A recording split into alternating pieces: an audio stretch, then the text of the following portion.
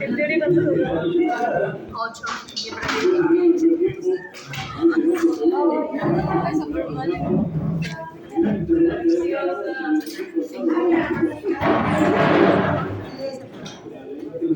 ¿Pero por qué no pones a grabar a eso ahorita?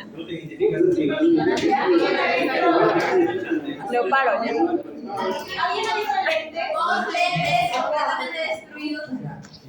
No. Bueno.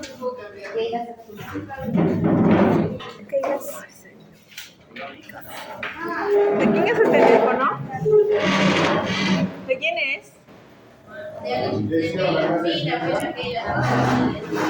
Ah, sí. Pero no entendí. Porque eso va a entrar en el siguiente examen. El único del examen porque tenemos No, programa. martes. Allá. Bien. Por nada. Nosotros también tenemos Pero eso clase. igual también vamos a hacer examen de la. No sé. Pero el doctor Tiene que haber, ¿verdad? pues, Doctor, no tiene que haber examen, ¿verdad? Pues sí, a ver, Cuando el se dé por nada de eso, de ahora en el momento. examen de para. No, y micro. Hemos hablado de eso. Muy bien.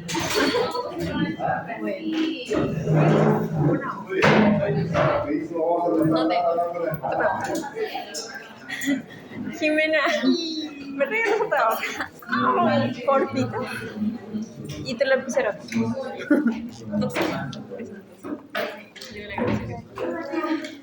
Escuchen que Bueno, empezamos con la sesión. Voluntarios. ¿Algún voluntario?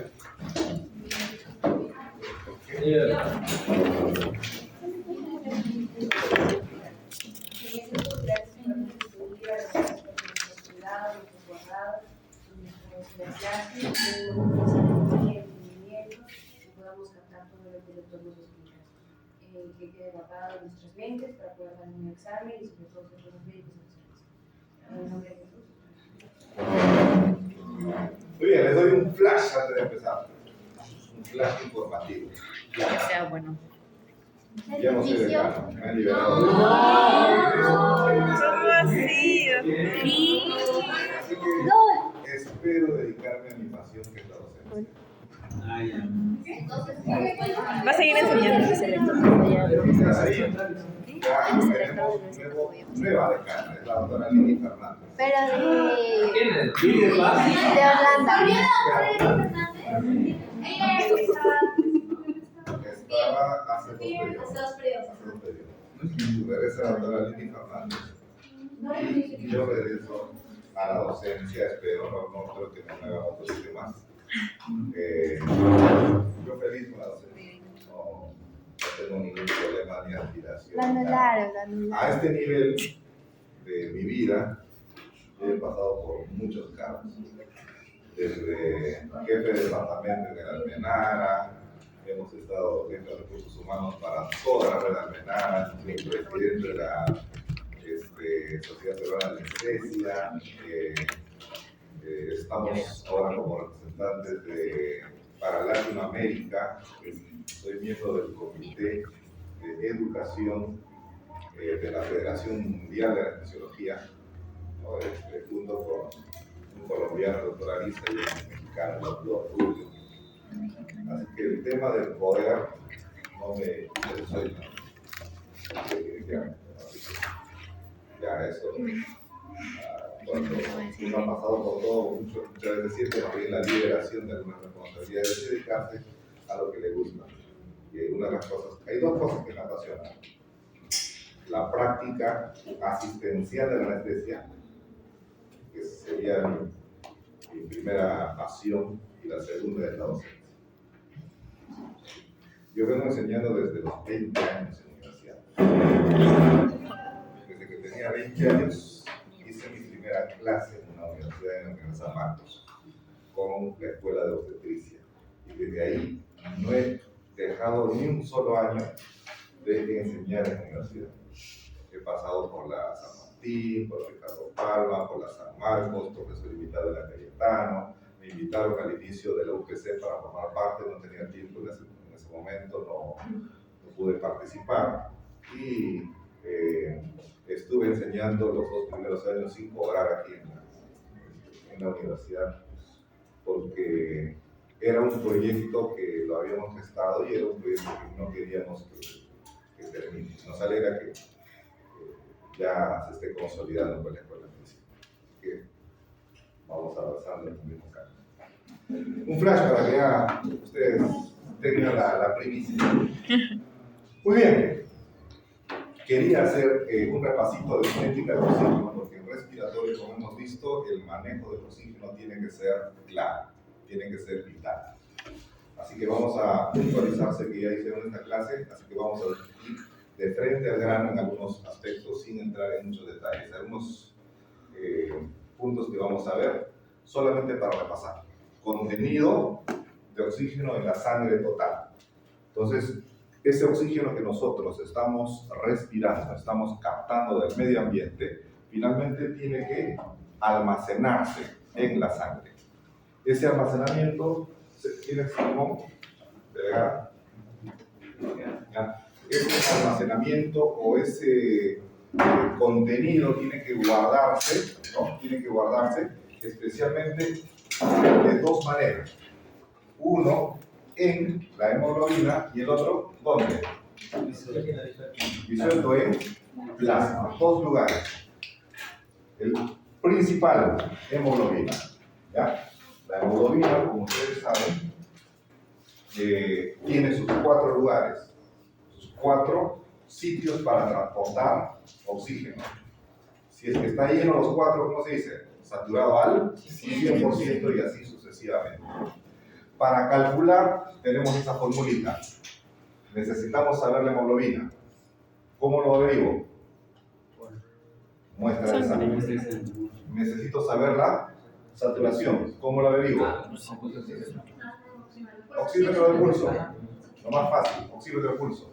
Esto es una constante. O sea que aquí, rapidísimo, tener muestra de sangre. Por otro lado, acá, para calcular el oxígeno disuelto en sangre, de la misma manera hay una constante y multiplicar ¿por qué? Por la presión parcial de oxígeno. ¿Cómo lo averiguo? Haga gases arteriales. Despejo todo eso y fácil. Supongamos que alguien tiene 15, hago las sumas y restas respectivas. En esta primera fase me sale 19.7, en esta segunda fase me sale 0.3. Destaco aquí 2 cosas. Miren la gran diferencia. Mientras que el oxígeno disuelto es casi 0, el principal elemento que contiene el oxígeno, ¿cuál es? La hemoglobina. Es por eso que cuando un paciente está con alguna necesidad o algún requerimiento de oxígeno, no es tanto darle y ponerle una máscara de oxígeno, sino fundamentalmente ver si en primer lugar tiene a su transportador. Porque si no tiene transportador, le puedo poner 100% de oxígeno, no va a aumentar de manera significativa. ¿Ya? Entonces, contenido de oxígeno está bastante claro.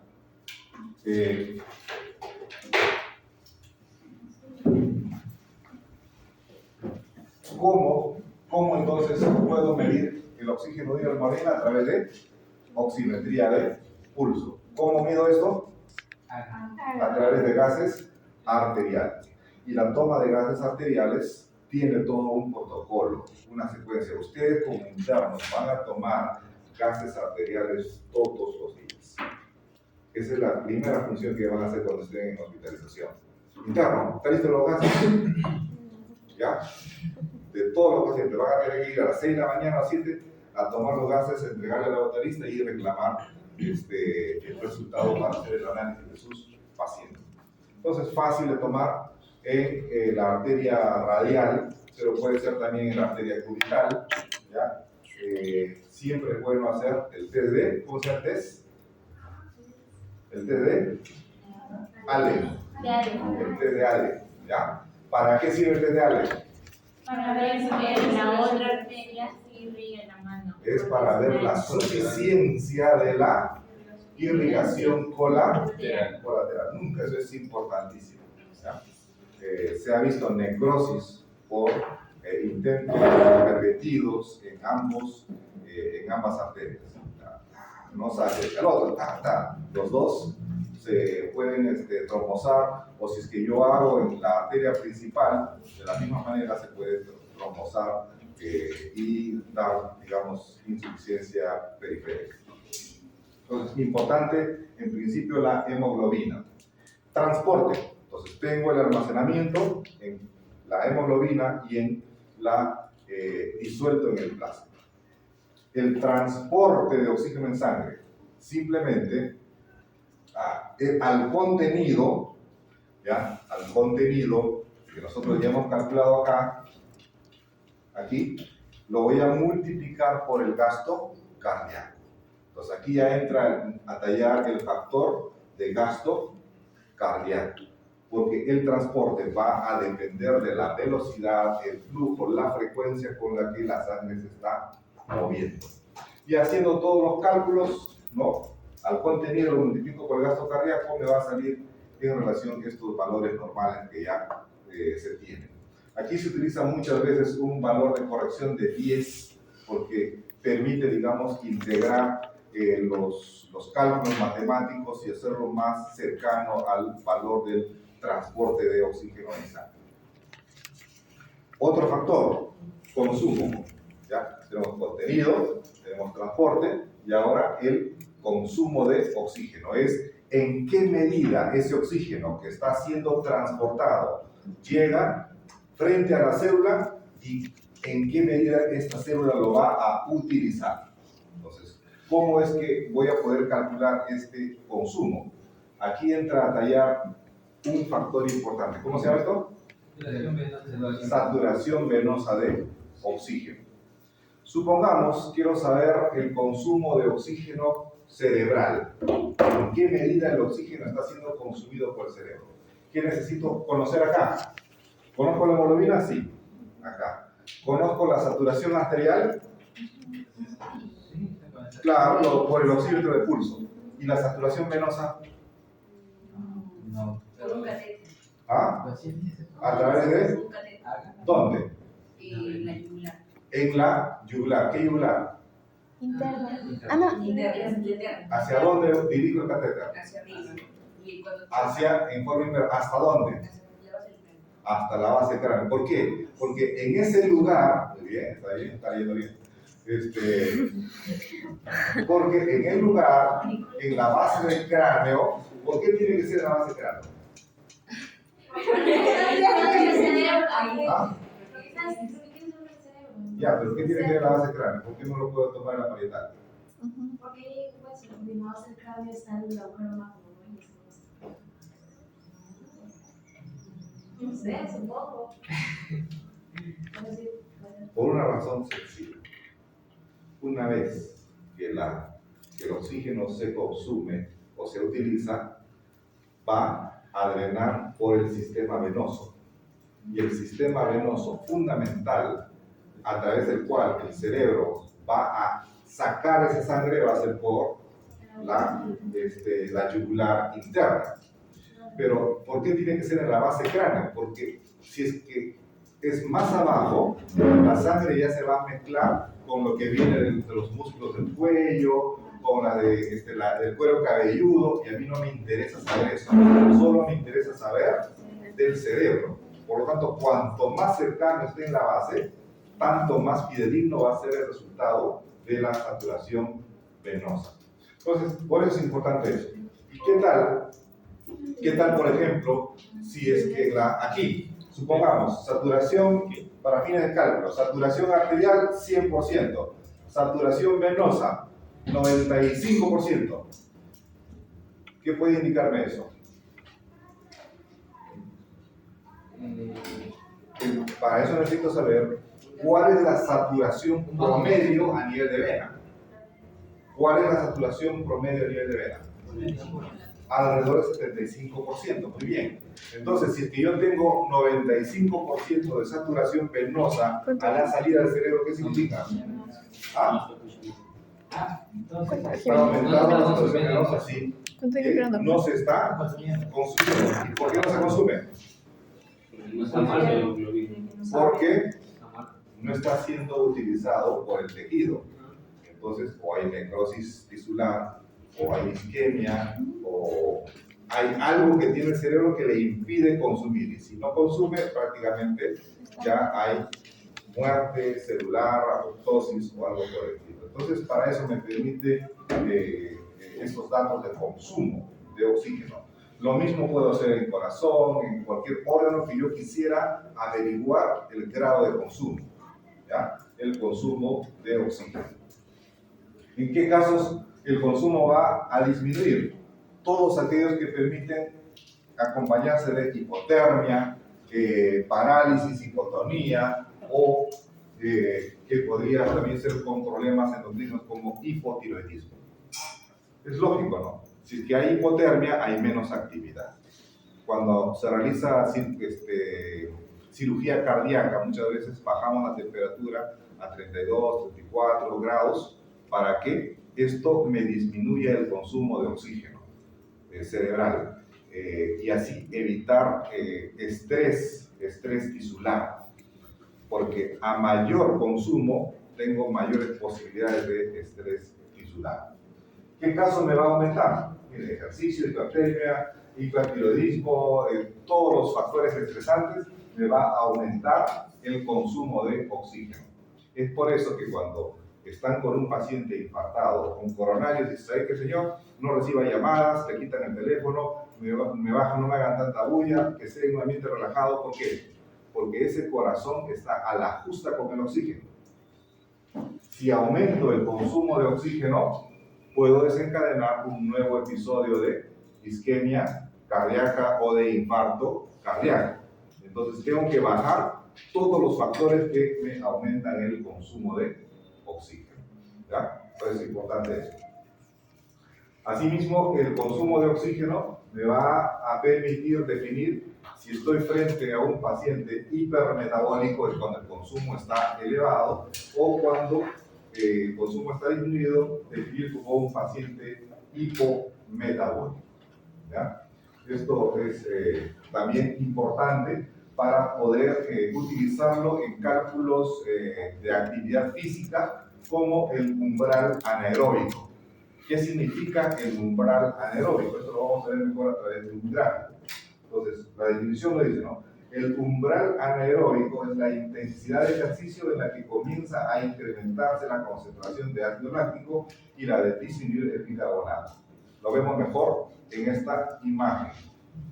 Entonces, en esta imagen estamos viendo actividad física medida en potencia en vatios, intensidad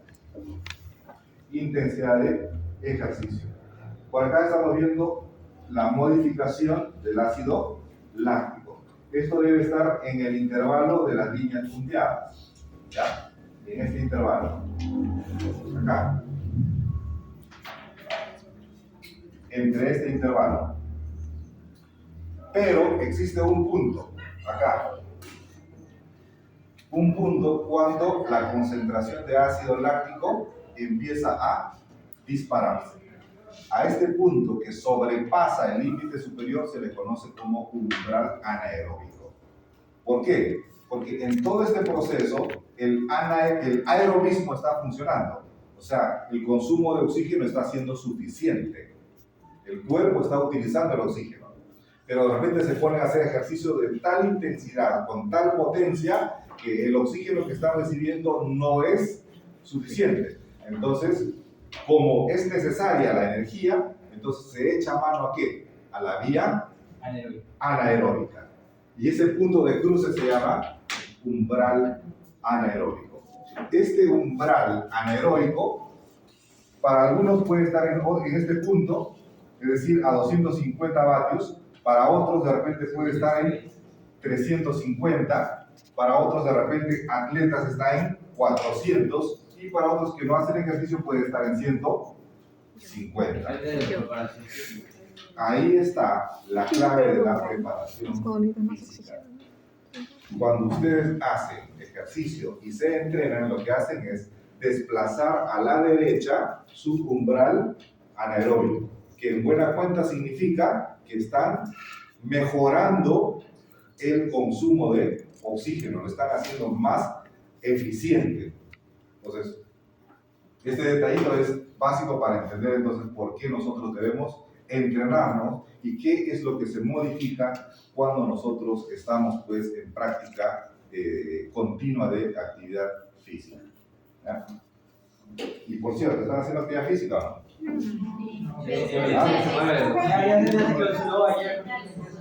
Medicina se mueve, no es para mejorar su umbral anaeróbico. ¿Ya? Para subir o para el aeróbico. Gimnasio, yo sí se lo pongo. ¿Vas? ¿Sí? ¿Cuántas veces? 3 veces a la semana. ¿Cuánto tiempo? 1 a 2 horas. Ya, ahorita vamos a ver si eso es útil o no es útil. ¿Ya? Ahorita lo vamos a analizar. Muy bien, entonces, ¿qué es lo que pasa? Mira, vamos a pasar aquí a este tipo de análisis.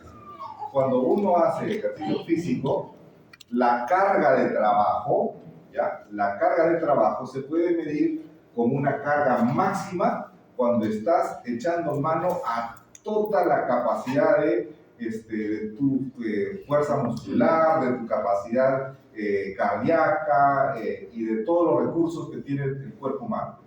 Estás a una intensidad máxima. Intensidad máxima que generalmente se evalúa a través de la fórmula para calcular, ¿no? Para calcular la frecuencia cardíaca máxima. ¿Cómo calculo la frecuencia cardíaca máxima? ¿Ya? ¿Cómo te llamas? ¿Cuántos años te Voy a suponer que tienes, dice que no voy a preguntar la edad, pero ya 20 años, vamos a poner la edad. ¿Ya? 20 años. ¿Ya? Carolina de 20 años. ¿Cuál será la frecuencia cardíaca máxima a la que Carolina debe ejercitarse si quiere estar en este punto? Acá dice 180, pero eso no creo que sea igual para alguien de 80 años, o alguien de 10 años, o alguien de 20 años, o alguien de 40. ¿No? ¿Cuál será la frecuencia cardíaca máxima a la que Carolina debe ejercitarse para estar con una intensidad máxima? 160, 105, 65. ¿Quién da más? Hay muchas fórmulas para calcular frecuencia cardíaca máxima. La más sencilla de hacer y recordar es edad, ¿ya? 220 menos la edad. Entonces, Carolina, si es que trabaja a una intensidad máxima, debiera estar con una frecuencia cardíaca de 200. Para estar, pero eso no es recomendable, porque si supera los 200, entonces existe el riesgo de arritmias, existe el riesgo de bloqueos, existe el riesgo de fibrilación, de problemas cardiovasculares. Entonces, no se recomienda, digamos, intensidades máximas. Lo que se recomienda son intensidades submáximas. Entonces, intensidades submáximas implica trabajar entre 75 a 90% de la frecuencia cardíaca máxima. En este caso, supongamos, y habitualmente se recomienda alrededor del 70 al 80%. Ya vamos al 70%. ¿Cuánto será su frecuencia cardíaca submáxima al 70%? Para Carolina. ¿Cuánto será? Fácil, saquen solamente el 70% de 200. ¿Cuánto sale?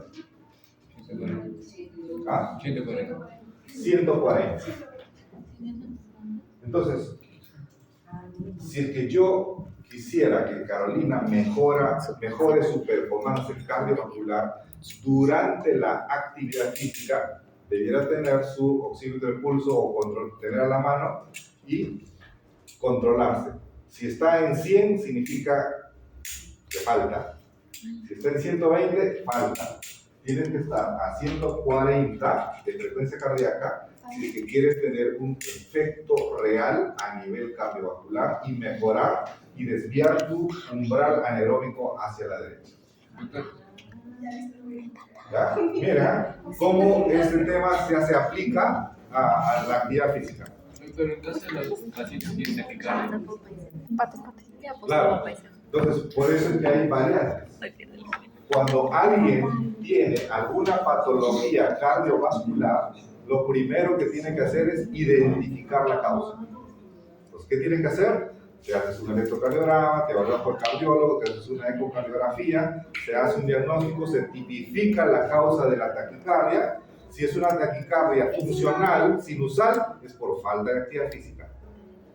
Pero si es que existe algún foco que esté disparando la taquicardia, entonces hay que corregir ese foco. Una quemadita y se arregló el asunto, ¿no?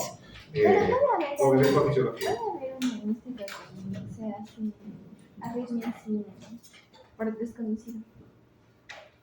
Arritmias desconocidas. Bueno, al inicio todas las arritmias son desconocidas, después hay que entrar a un diagnóstico. Puede quedarse así. Bueno, generalmente se llega a un diagnóstico, generalmente se llega a tipificar. Si hay, supongamos, extrasístoles, si es que hay fibrilación, si hay aleteo, elevación de ST o supra o infra de nivel, entonces se tiene que encontrar la causa. ¿Cómo? A través de electrocardiografía y a través de ecocardiografía y que a través de eso no se encuentra, se hace electrofisiología cardíaca. ¿Y se encuentra? Sí se encuentra. Se encuentra.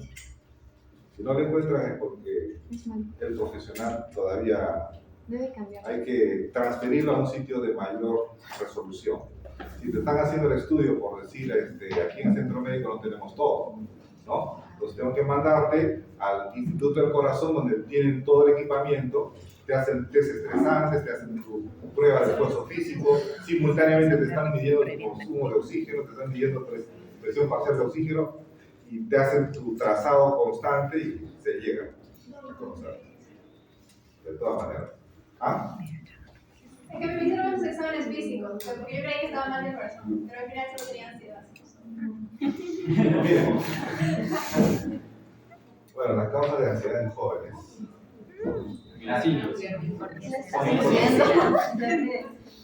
Bueno, cuando yo era estudiante, también de medicina, estaba llevando semiología, tenía tremor, ¿ya? Las piernas empezaban a flaquear, ¿no? A las 10 de la mañana ya quería comer, tenía un hambre feroz. Visto que tomaba un desayuno, pero así contundente. Entonces yo mismo sospeché que estaba haciendo un cuadro de hipertiroidismo, ¿no? Así que como estaba llevando ahí este semio, le digo a mi profe de semio, me acuerdo el doctor Paul, a ver, el doctor Paul, endocrinólogo, no Paul Marcos, Paul Marcos es biólogo. Había un doctor Paul en Rebagliati, no sé si está todavía, era el docente. Doctor, digo ahí esto, a ver, me mandan las pruebas, todo, me toma de ejemplo, ¿no? Y tenía valores en límite superior de hormonas tiroideas. Es decir, me dijo, estás haciendo hipertiroidismo subclínico, que significa tienes clínica de hipertiroidismo, pero tus valores están en el umbral superior. Pero esos son los valores, bueno, lo que manda en la clínica. Tú estás teniendo cuadro de hipertiroidismo. Muy bien, me da mi tratamiento, vas a empezar a tomar propanolol, 20 miligramos cada 12 horas. ¿Ah? Para empezar, porque yo tenía frecuencia cardíaca 120 reposos, por eso lo vamos a comentar, ¿no? 120 reposos. Ya empecé a tomar propanolol, sí, me bajaba todo, entonces como si uno revisa, ¿no? Toda la farmacología. Efecto colateral, impotencia sexual. Lo dejé. Era joven, todavía quería tener hijos, todavía quería casarme.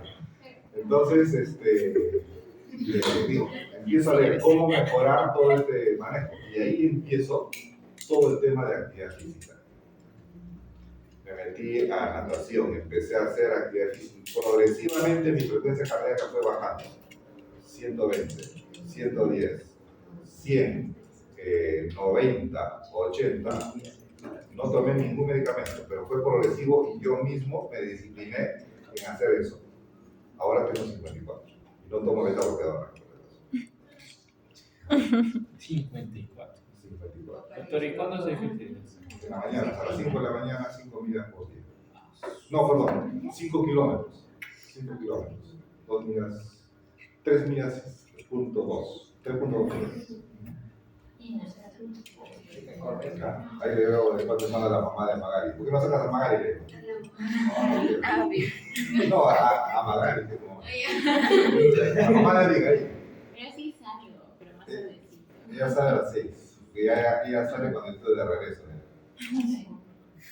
Entonces, actividad física permanente, mejora perfusión, es el modulador para todo. ¿Quieres subir de peso? Ejercicio. ¿Quieres bajar de peso? Ejercicio desde como 8 kilos encima.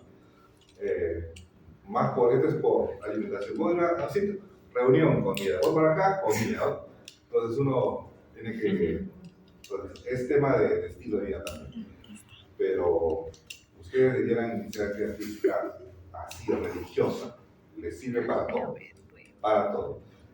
Para, si quieren solamente tonificar, hay grupo de ejercicios. ¿Quieres bajar de peso? Hay grupo de ejercicios. ¿Quieres aumentar masa muscular? Hay ejercicio. ¿Quieres aumentar solo cierto grupo muscular? También hay ejercicios para cierto grupo muscular. Entonces el ejercicio es para todo. Para Parkinson. También, mira, para problemas ahora neurológicos, incluso psiquiátricos, hay esquemas terapéuticos de ejercicios como método de tratamiento. ¿Ya? La prescripción del ejercicio como parte del tratamiento médico, vigilado, supervisado, controlado. Entonces, jóvenes, hora de ponerse pilas. Sigue con tus... ¿Qué haces? Ya, 2 horas por 3 son 6 horas. Debieras hacer más o menos, según la recomendación de la OMS, mínimo 30 minutos por día, son 150 minutos a la semana como mínimo. Entonces estás superando el rango. Está bien. ¿Cuánta frecuencia tienes? No sé, no sabía. Frecuencia cardíaca, ¿no tienes? Pero ahora no. O sea, al principio sí, pero ya son... Pero en promedio, ¿cuánto tienes? No sé, pero la tenía alta por la ansiedad. La tenía muy alta y eso me preocupaba y por eso fui a... Pero contrólate, haz ejercicio y empieza a medir en la mañana de levantarte. Anda midiendo tu progresión. Cuando estés debajo de 60, bien. Ese debe ser tu objetivo, bajar la barrera de los 60. Lo que ocurre es que el nódulo sinusal pareciera que pone a 60 como un límite un poco difícil de vencer. De 60 a 80 es fácil, pero bajar de 60 es un poco trabajoso. Ahí debe ser el objetivo, bajar el límite de 60 latidos por minuto. Muy bien.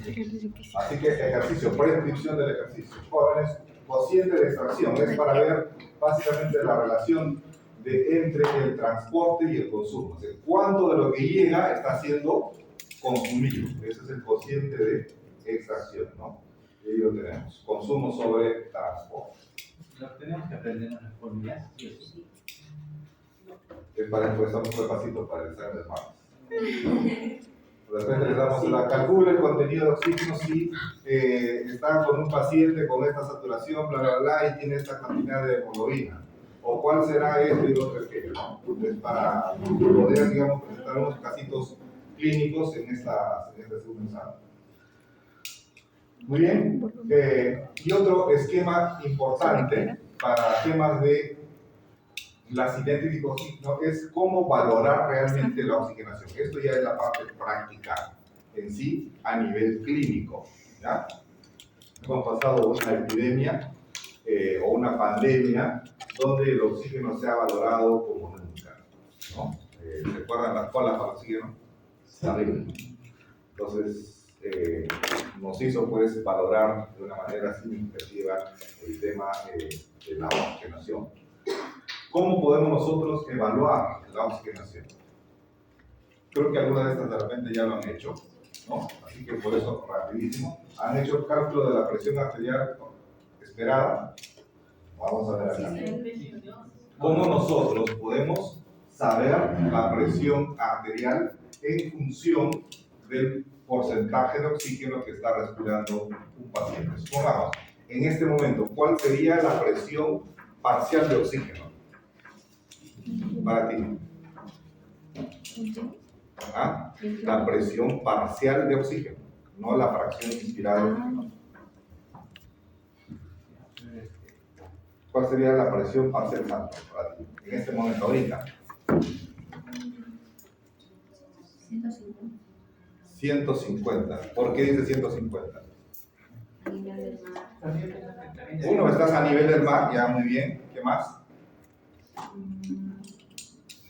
Se identifica una presión inspirada por la... Hay una forma que en base a tu presión barométrica saco 21% de 760 y puedo calcular la presión arterial de oxígeno esperada. Pero la formulita acá te dice, ¿saben qué? Hay una manera sencilla, empírica, ¿sí bien? No es exacto, pero sí se aproxima. ¿Cómo? Si es que yo sé el porcentaje, simplemente lo multiplico por 5. Entonces, ¿cuál es el porcentaje que respiramos? 21%. Por 5, creo que ya llevaron a la tabla 5. ¿Ah? ¿Cuánto sale? 105. 105 ¿qué? Milímetros de mercurio. Esa sería la presión de oxígeno esperada si es que yo conozco el porcentaje de oxígeno que estoy respirando. Doctor, ¿usamos el 20 o el 21? Ajá, ¿cuál es? Porque ahí hay esta pequeña contradicción. Generalmente es 21. Claro, pero los cálculos. Pero yo creo que en ningún problema te van a hacer la diferencia si es que usas 20. La diferencia entre 100 y 105 para fines de oxígeno no es significativa. Por ahí en el ejemplo puesto 0. Sí, porcentaje de oxígeno. Aquí están considerados cuántos. 5 por porcentaje, dice acá. 5 por porcentaje. Acá dice, si alguien está con un FiO2 de 0.4, ¿cuál será la presión arterial de oxígeno esperada? ¿Ah? Sería 40 por 5, 200 milímetros de mercurio. Y ahora les digo, un bombero llega a emergencia con un paciente por fractura, por accidente de tránsito. El bombero le coloca su cánula nasal que viene más o menos a 3 litros por minuto. ¿Cuál será la presión arterial de oxígeno esperada? Presión parcial de oxígeno esperada. Es diferente a la medida. 150. ¿Cómo sale? 132. ¿Por qué sale? A ver, dime cómo. Porque Primeramente, ¿cuál es el porcentaje de oxígeno? 32. Sí. A 3 litros por minuto, ¿cuánto sale? ¿32? Sí, 0.3. A ver, sale, uno tenemos 21, con uno tenemos 24, con 2 tenemos 28 y con 3 tenemos 32. 32 por 5, ¿cuánto sale? 160. 72. 60. Eso sería la presión parcial de oxígeno esperada para esa persona que está viniendo con su cánula nasal y no tiene ninguna patología respiratoria. Está viniendo por un accidente de tránsito en la ciudad. ¿Ya? Miren, esto me permite por eso aproximarme de manera rápida, empírica, en conocer la presión parcial de oxígeno. entonces, si tú le sacas el AGA, te debería salir ese valor. Aproximadamente debería salir ese valor, Y si para no sale- confirmar. Y si no sale, pues, Supongamos en el AGA, otro. supongamos en el AGA te sale 80. Ya. La compensación de No, ¿qué haces tú? Ya, te llega ese mismo caso, pero en el AGA, uy, pero acá tienes de 160 y me sale 80. ¿Cuál es tu conducta? Aumentar los niveles. No, tu conducta es averiguar qué pasa en el pulmón. porque tenía accidente de tránsito. Aparentemente era una lesión de pierna, pero el AGA me está diciendo que no está haciendo, no está con una presión parcial adecuada, según lo que yo estoy esperando. Eso significa que algo tiene en el pulmón. De repente tiene una contusión torácica o probablemente esté empezando alguna forma de colapso. Hay algo que le está pasando. Mejor le mando la tomografía, que me vea cómo está el pulmón. Ah, sí, pues acá tengo ya un hematoma intrapulmonar. Eso debe estar dificultad de transporte y me está bajando la presión parcial. Miren ustedes la importancia de hacer esto y comprobar con lo otro, que es en forma médica. Otro es el PAFI, ¿ya? El PAFI ya es prácticamente el pan de todos los días en las unidades de cuidados intermedios, intensivos, en las unidades de vigilancia, porque todos los días muchas veces se hace seguimiento a través de este método de valoración, que significa solamente relacionar presión arterial de oxígeno entre la fracción inspirada. ¿Cuál será el PAFI que tiene en estos temas?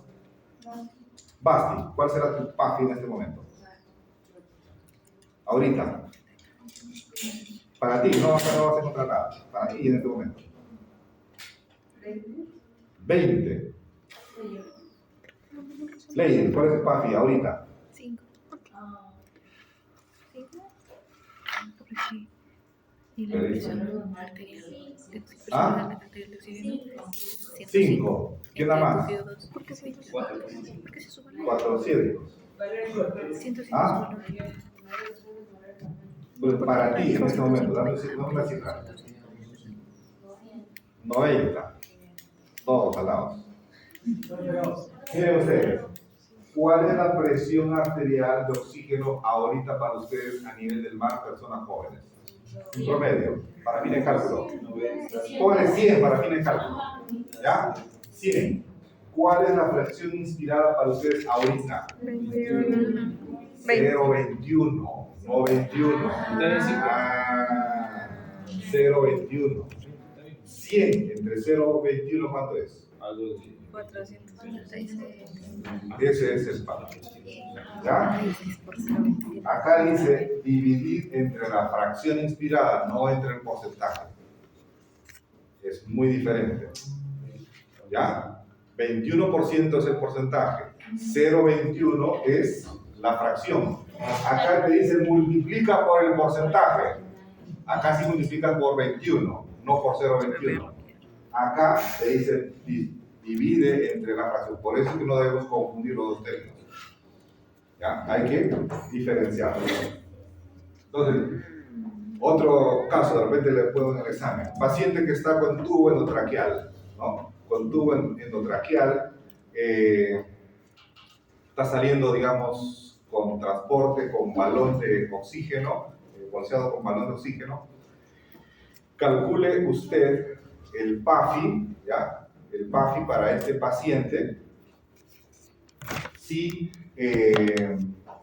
al hacerle el AGA encuentras una presión arterial de 100. ¿Y el tío? ¿Ah? Ya te dije, ya. ¿Ah? ¿Cuál es el PAFI para este paciente? Paciente que sale intubado y transportado con balón de oxígeno. Sale de sala de operaciones. ¿Ya? Y ustedes lo reciben en la recuperación y le hacen su AGA para conocer su presión arterial de oxígeno y le sale 100 milímetros de mercurio. Calcule el PAFI. 476. ¿Alguien nada más? ¿Cuál es el flujo? ¿Ah? ¿Cuál es el flujo de eso? No, simplemente te dicen así, con ese dato. No te dicen más. Te lo dan incluso, de frente. 100. 100, 400, ¿alguien nada más? ¿Por qué dice 100? Digo, pienso que estuve en otra clase, entonces le está dando completamente oxígeno al... Oxígeno puro. Está con su balón de oxígeno, no dice que está mezclando con aire. Por tanto, está recibiendo oxígeno puro. ¿Cuánto es el CO2? 100. Es 1. 100 entre 1 es 100. ¿Ya? Entonces, claro, no le dan un punto cuando Hoy usted su nombre termina, es ¿sabes? Pues así. Pero el examen me pongo nervioso. ¿Ya? Entonces, eso es solamente razonar un poco. O de pronto así podemos darle un haga, ya, un haga normal, como sale ya. Según el análisis de gases arteriales que usted observa, calcula el PAF, nada más. No, Le puedo dar una hoja del valor de haga como sale en el laboratorio y lo único que le ponemos calcule usted el PAF. Pero ahí Calcule el contenido, calcule el consumo, calcule la extracción, calcule el transporte y se acabó el examen.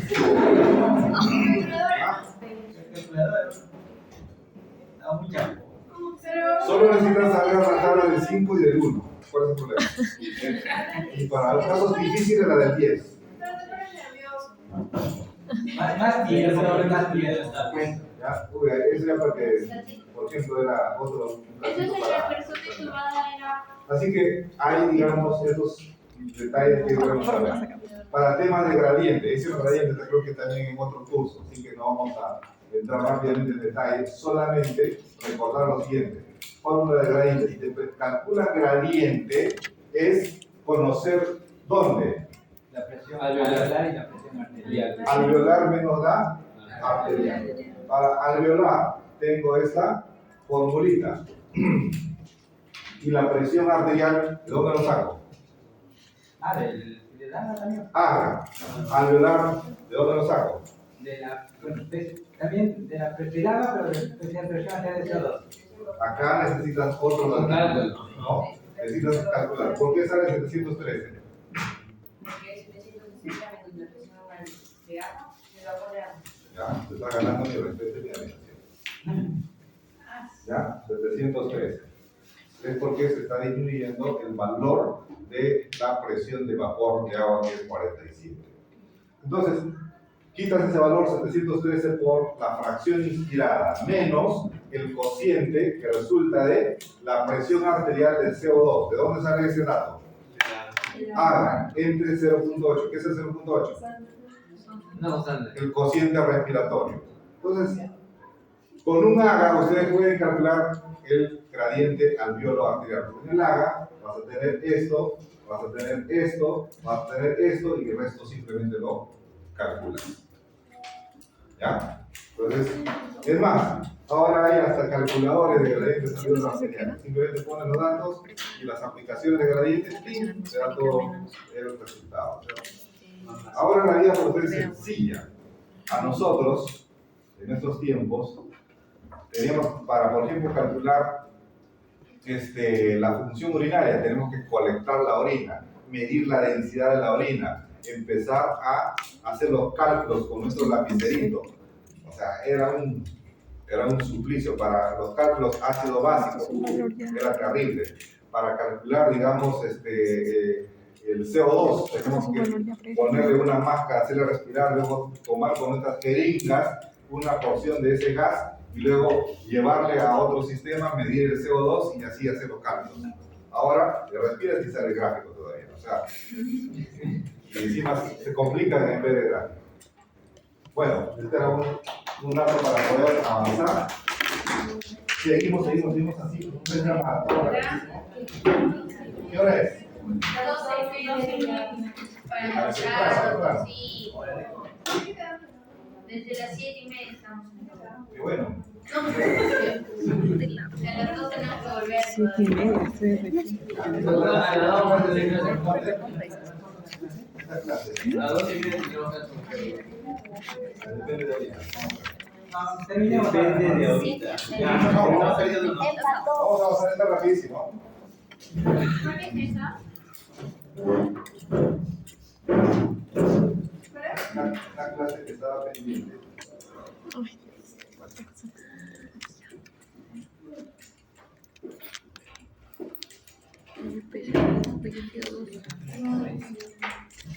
Te piden fracción, se lo pongo uno, te piden porcentaje. Es 21. El 21 solo lo vas a utilizar para la pausa, espera. Espacio muerto. Bien, una clase que nos queda pendiente de hacer es el espacio muerto. Es sencillo, es hacer el análisis de la ecuación de Bohr, que es un tema matemático que si ya pasaron matemáticas, incluso no es necesario hacerlo de detalle. ¿Qué tal ríes con él? ¿Aprobaste matemáticas? Ah, ya. Sabemos nosotros, en este caso,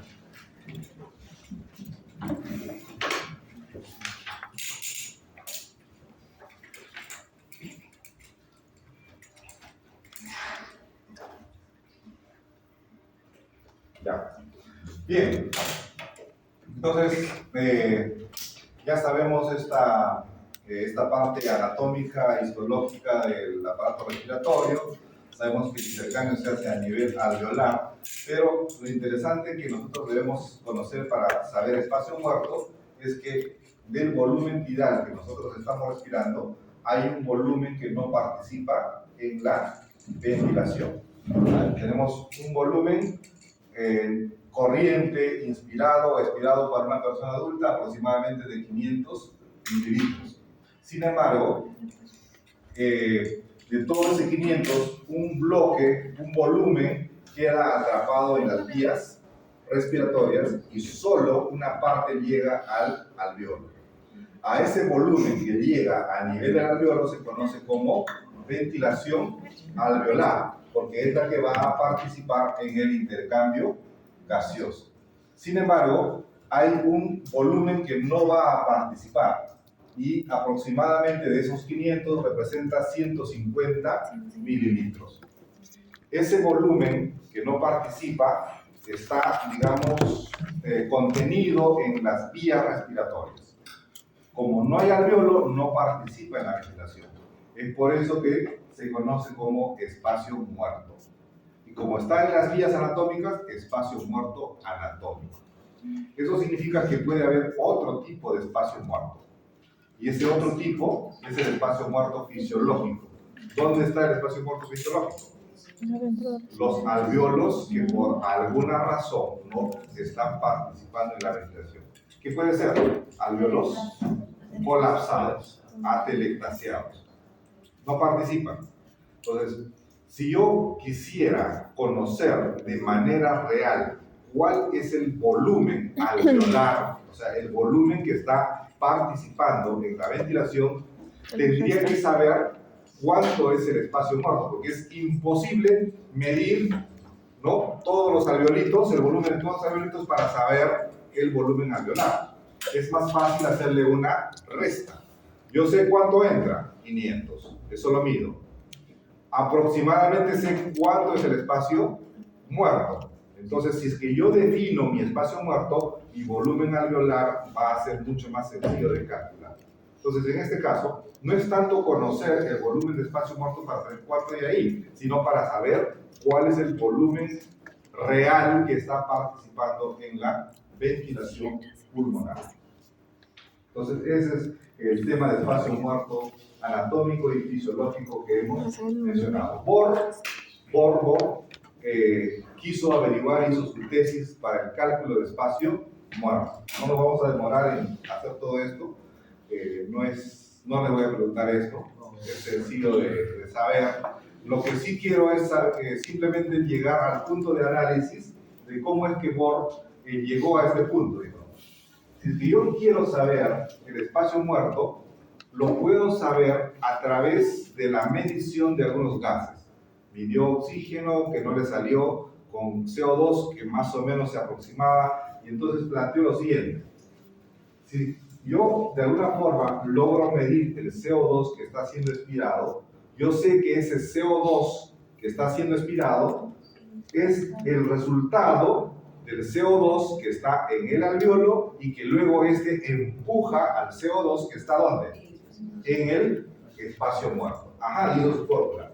CO2 expirado va a ser igual a CO2 alveolar más CO2 espacio muerto. Luego reemplazó estos valores por todo esto. Lo expresó en fracciones. ¿Ya? Solamente lo voy a hacer la primera línea. ¿Qué viene a ser el CO2 expirado? Ya. Viene a ser el volumen total ¿ya? El volumen expirado multiplicado por la fracción expirada de CO2. Es lógico, ¿no? Ajá, ya tengo expresado en fórmula esta primera parte. ¿Cómo expreso el CO2 alveolar?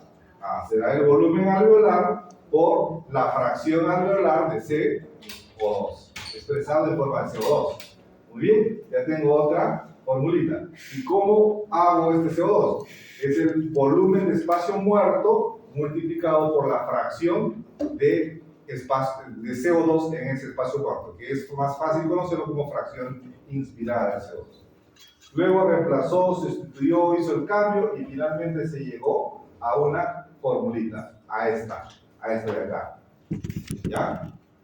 Reemplazó, hizo todo y dijo, el volumen de espacio muerto sobre el volumen total es igual al cociente que resulta de la diferencia entre la presión arterial de CO2 menos la presión expirada de CO2 sobre la presión arterial de CO2. Pregunta. Entonces, ¿esto de dónde lo calculo? Haga. ¿Dónde le calculo? Es lo mismo. Esto. Ajá. Presión expirada de CO2. Espirometría. Un poco complicado, pero hay tibio. Volumen de espacio muerto es lo que yo quiero calcular. Volumen total. Fácil, porque yo voy a medir el volumen inspirado. Entonces esto pasa al otro lado y vamos a multiplicar por el volumen tidal. Entonces me queda el volumen de espacio muerto. Volumen tidal, ¿lo puedo saber?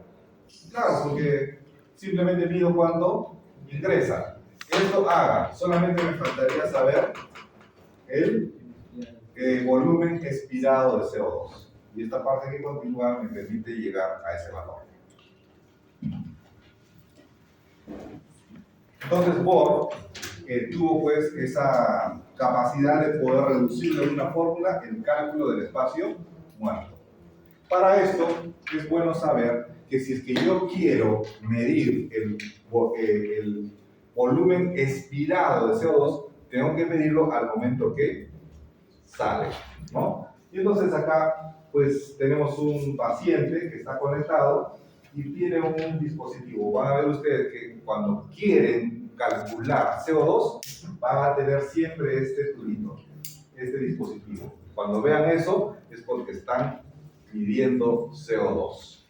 ¿Ya? Tienen una línea que capta un volumen muy pequeño pero conocido del volumen que está respirando, y eso lo llevan a un analizador de gases. Este analizador de gases va a dar esta imagen. ¿Recuerdan que faltaba conocer esta imagen? Sí. Ya llegó el momento. Es el momento histórico de presentarles la curva de capnografía. ¿Ya? La curva de capnografía. ¿Ya? Capnografía. Cap. El capitán. Capnografía. No es la de cap. Cap es en biología. ¿No? Entonces, si llega a un analizador de gases, el analizador lo mide. Al medirle le va a dar un valor. ¿Ya? Ese valor es la capnometría. ¿Ya? El valor es la capnometría. El gráfico es la capnografía. El aparato es el capnógrafo. La gráfica es el capnograma. ¿Ya? Hay que identificar estos detallitos. Entonces, acá tenemos el gráfico de la capnografía, que en buena cuenta vamos a analizarlo ahora, cómo podemos interpretar y para qué nos puede servir, además de saber la presión expirada de CO2. Bien, entonces como estamos midiendo CO2, aquí en este eje vamos a ver el valor de CO2. ¿En qué? En milímetros de mercurio. Cada vez que se respira, va a generar una imagen, ¿ya? Una imagen. Esa imagen me está reflejando, ¿qué cosa? Las variaciones del CO2 durante el ciclo respiratorio. La elevación del CO2, ¿en qué momento será? ¿En la E o I? En la expiración, porque la inspiración está entrando, pues, ¿cómo vamos a medir? ¿No? Entonces yo sé que todo esto es la fase expiratoria y esto abajo la fase inspiratoria, porque en la inspiración voy a tener cero, ¿no? Cero de CO2. Pues acá mismo lo vemos, ¿no? Tenemos esta fase inspiratoria, luego la fase expiratoria con todo este proceso. ¿Por qué empiezan? ¿Ah? ¿Por qué empiezan? Antes, ahorita lo analizamos, mira. En el capnograma vamos a encontrar diferentes fases, ¿ya? Lo han puesto incluso con intervalos, A, B, C, D, E, ¿no? Para poder identificarlo. La fase AB, que es este intervalo, ¿ya? Esa es la línea de referencia, es la base inspiratoria. Ahí es, ¿cuánto debe ser? Cero. A medida que empieza a ascender, va a llegar hasta la fase de B a C. ¿Qué fase empieza ahí? La fase expiratoria. Incluso en esta fase expiratoria, yo puedo decir, las primeras moléculas del CO2 que salen, que son detectados, ¿de dónde vienen? Sí, pero ¿de qué parte? La parte más alta. De arriba, ya sería de la parte de repente faríngea, traqueal, bronquial, ¿no? Y la última parte, ¿cuál será? La alveolar. Miren cómo ya, incluso en esta fase de capnograma, podemos identificar el lugar de donde está siendo, digamos, eliminado el CO2. Tenemos la fase expiratoria y tenemos la meseta o el plató alveolar, porque los últimos o las últimas moléculas de CO2 van a llegar del alveolo. Ya se desplaza lo del espacio muerto y es la del alveolo que sale finalmente. Y luego cae bruscamente porque está iniciando ya la fase inspiratoria, la fase DE. En este punto realmente empieza la inspiración, ¿ya? En ese momento. Entonces, ahí tenemos el capnograma con sus diferentes fases, la línea de base inspiratoria, el inicio de la fase expiratoria, la meseta alveolar y el inicio de la fase nuevamente del siguiente ciclo. ¿Para qué nos va a servir? Acá tenemos tres gráficos. ¿Qué gráficos están? Ya se olvidaron, ya se olvidaron. Mira, cuando ya vean ustedes, esto ya tiene que ser acto reflejo, ya no tiene que